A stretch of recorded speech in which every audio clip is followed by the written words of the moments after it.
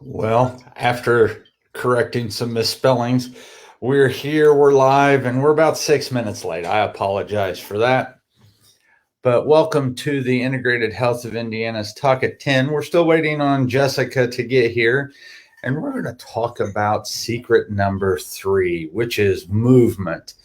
And we're going to talk about how movement affects us, and then probably as soon as Jessica gets here, we'll also discuss the what we've been doing together and how this just helps every aspect of life. So first off, some housekeeping tips. We are on the 13th of July.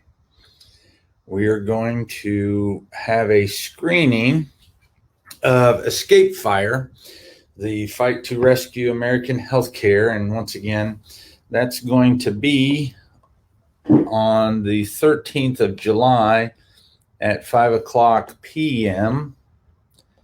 here at the clinic, and all of our functional medicine patients are invited. This is at no cost. I would say please call because space is limited. Call the clinic and reserve a space for you and your friend. So let's actually just get together. This is part of secret number 4, which is community, and developing a community that is supportive. And that is going to be the 13th of July at 5 p.m. here at the clinic. And now let's go into the screen here. And I'm going to talk briefly about the benefits of exercise. And so one of the big things that I noticed, and it's kind of funny, my dad, love my dad to death. He has some great one-liners, and when I was younger, Dad would say, I don't care what you do, just do something. And so it's that motivation to get going. It's that motivation to start with moving forward and with getting the process going forward. Because when we start to look at things like depression, and we start to look at anything that has to get done, as soon as you start moving on it, you start actually feeling better. And so the benefits of exercise, of course, right off the bat, help control your weight. And then when we see number 2 there, reduce your risk of heart diseases. This is from, if you look up at the top, this is from Medline, which is part of the government. So it helps you control your weight. And then you look at reduces the risk of heart diseases. It helps manage your blood sugar, helps you quit smoking. It helps you with your cholesterol levels, your blood pressure, all of these things. And we're just talking about movement. Guys tend to like a little more high intensity exercise. Women like to walk, and they like to do some, I'm not talking about the 20-somethings, 30-somethings that are sitting there saying, hey, I got to achieve and overachieve and go do. They're going to go hit the gym, and they're going to be doing high intensity interval training, which is good for both sexes. But, if you just want longevity, it's 30 minutes a week of a brisk walk, which you can take through the woods, you can take around the block, you can do whatever you want to do. This is one of the secrets to being healthy. We definitely have to measure or manage the blood sugar and insulin levels. If you're smoking, when you want a cigarette, just go outside, start walking around. As soon as you start to exercise, your body will start to quell the withdrawal symptoms. This is a big one. Improve your mental health and mood. There is not a drug on the face of the planet that is as good for you for depression or for mood elevation and all of those things that go along with it. Nothing beats exercise. If you're having issues with thinking, learning, judgment, this really boils down to your ability to get out there and just start to high intensity interval training releases what is called BDNF, and that increases your brain's capacity to think, learn, and make judgment calls. It increases the synapses within the brain. And that's why I like high intentional interval training. It's also why I like, even playing the guitar is part of exercise. It improves the brain's ability to do things and to make those connections. When you are doing resistance training, it helps with strengthening bones and muscles. When you're running, when you're having impact, you cause micro tears in the bones and you cause micro tears in the muscles and the body. As long as you have good things in your body, the body will start to repair those and they come back stronger. When you're looking at the reduce of risk of some cancers, the things that are happening there is colon cancer. See how they kind of highlight colon, breast, and uterine. The colon, once you start to move, the blood gets going, the colon gets stimulated, and you have to go to the bathroom. When you're running or doing exercise, you increase lung capacity, which also helps with fighting some lung cancers. But it's one of those things that it's just the movement causing the release of brain-derived neurotrophic factor. It controls the insulin, so the inflammatory response. It releases or helps release the cytokine or the cytotoxic things. It brings those down. It is what is known as a hormetic stressor. So it causes a little bit of bad things to happen, which your body can handle, but then it comes back even stronger.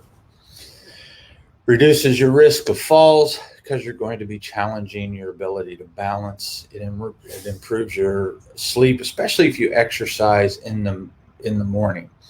When you exercise in the morning, you're getting that stimulation from the sun into the eyes. It's allowing the body itself to really get strong and to set up circadian rhythm so that as the sun goes down, you're going to want to sleep. Improves sexual health through vascularity, helping the heart get stronger. You can pump blood where you need to pump it. It's just, and for guys, it increases testosterone, which increases desire. And it's all positive. You really just don't have a downfall. And then increases your chances for living longer. That's really very interesting because when you start to look at your chances for living longer and you look at this, you can really go into, if you exercise in a fasted state, then what's happening is you are increasing cellular apoptosis and autophagy. Weak cells will be programmed to die. And that's what you want. You want these weak cells that are there to die off. And then you want the body to go in and take the cellular machinery that it can reuse and then reallocate those things for the body so that the body can do the things that it needs to do to get stronger and to get healthier. And those are the list of just a few of the benefits of exercise. And as we go into it, how do you exercise and what is movement? And this is one of those things where it's very important. What is the best exercise? And I don't know how many times I've heard, what is the best exercise? And the best exercise is the exercise that you will do and stick with on a regular basis. It has to be something that you like and enjoy doing. Now, some of the exercises that you do may not be what you love, but as long as you enjoy it, you'll do it. And so when we look at making it an everyday activity, and then you're making every day more active. CrossFit, I absolutely love CrossFit. You all have heard me talk about that before. Go to a gym that has a good coach. The coach is key. And as you have a good coach who does good programming and who watches your form, then you don't get injured. If you look at endurance exercises, those things are good for increasing cardiovascular health. So you kind of have to mix and match. A couple of days of high intensity interval training. Good morning, Kathy. Still waiting on Jessica to get here.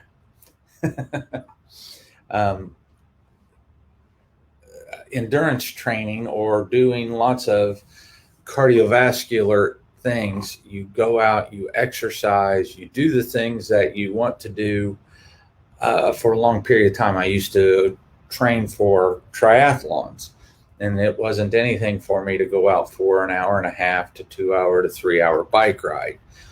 And that's endurance training. You've got to kind of be careful with that a little bit, and you sprinkle those in, because for a guy, they will hammer your testosterone. It'll help bring it up on the backside, but in the beginning, it really kind of it can harm testosterone, and that has to be watched. Be active with friends and family. Jessica and I have started to go on bike rides. We do a 5-mile loop. It's a real easy loop. Just gets the blood flowing, gets us feeling good. And that's one of the things, if you can do it with your spouse and you can connect and have that time, it's really good. CrossFit, once again, is good for a community because everybody goes in, they're all doing the same thing, everybody's working together. These are all just really good things that support you in a healthy lifestyle. Keeping track of your progress, when you do that and you're making it a regular routine, you will see growth. You will see, I hear the footsteps of salvation. The nerd in me gets to relax, but I will finish. Howdy, babe. Sorry, I was going over the nerdy stuff of exercise, and now you're here to save me. Keep track of your progress because that gamifies it. And although Jessica and I don't track everything, got to see this face because I evidently made her coffee poorly this morning. Missing something. The oat creamer. I bet you I forgot. I forgot. Sorry. But let's go back to here and finish out these last couple of things. Keep track of your progress. That gamifies it. And then you also get to see where you do get stronger. Make exercise more fun. Jessica, Tina, and Gracie have been doing dance videos, and they just have fun with it together. And find activities you can do even when the weather is bad. Once again, my default is going back to CrossFit and having fun there. But I am kind of a type A personality, and I like that. I like that input. I like that ability to have a routine, and I'm very structured about it. And when we talk about that, most importantly, exercise is supposed to be fun. Supposed to be fun. Why do you say it that way? I haven't made it hard, have I? No, I don't exercise with you. We ride bikes. Yeah, we do ride bikes. Today was the first day we didn't ride a bike together. Nope. So I'll have to go for a run. She already did her time on the bike. And I'll do some more tonight. And, that's just part of it. But what are the benefits that you see with exercise? What do you like about the exercise that you do? I just like being outside. Outside in the sun with the vitamin D. Dead air space.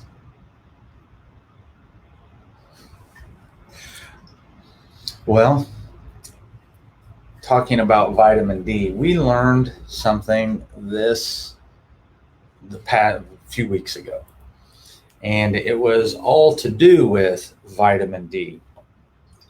And I had my first ever patient that had high vitamin D, and I came to you and said, what? Explain this to me, because we had 2 tests. Oh yeah, we had 2 tests. One where she had too much vitamin D, and the other one where she was deficient, which I correlated it to same thing with iron. I have lots of free floating iron, but none on my hemes, so you don't have anything to transport it through it. And so I had to do a little more education on myself and get into trying to figure out why this could be, because we're all educated people here, and I'm going, this is really funky. Why would this be this way? And so what ends up happening, especially with vitamin D, what we found out was that you have LabCorp, who is the largest laboratory around here, and they do a serum vitamin D. So this is what's in the blood. That is a serum test. The test that I ran on this patient was by SpectraCell. And this is a functional test. This measures the amount in the white blood cells. So, like to Jessica's point about the vitamin D, or about the iron, explain that again, what you were talking about. So, well, some people are anemic. So I was usually anemic.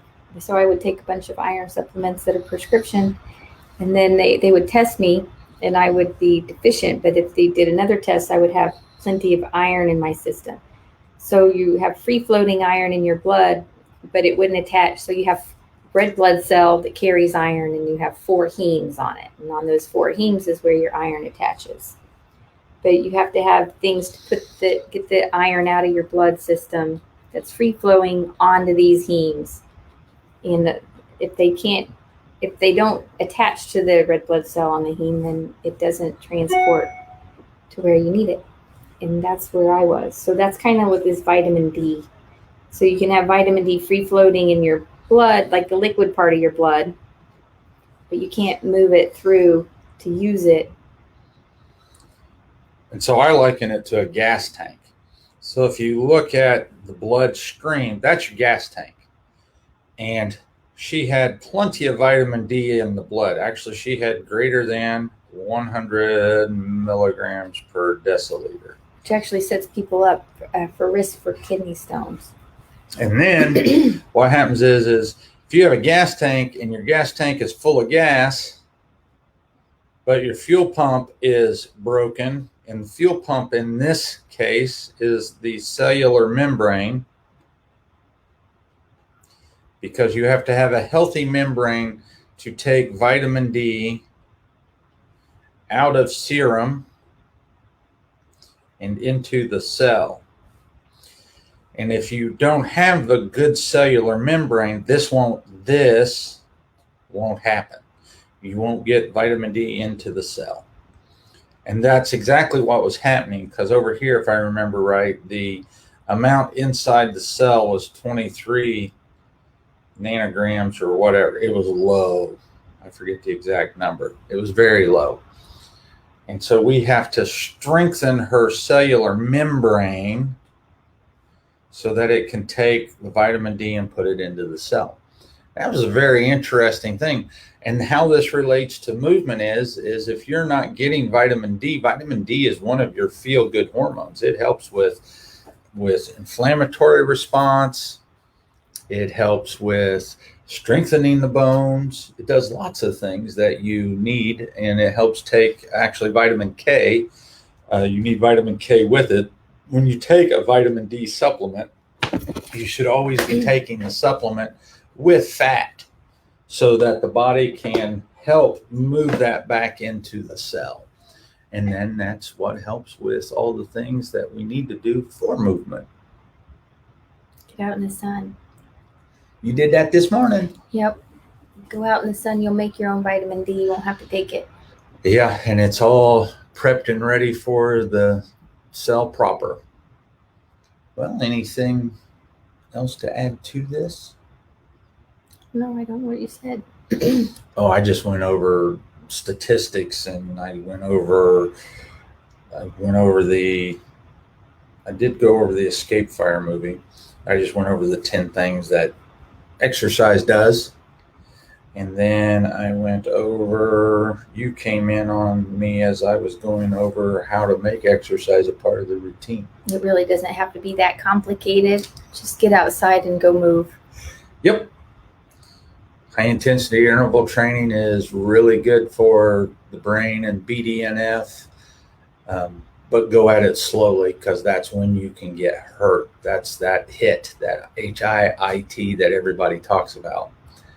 But you don't have to do that. You can just do something simple like you don't have to have a gym membership. You don't have to spend expensive money on CrossFit. You don't have to have expensive equipment.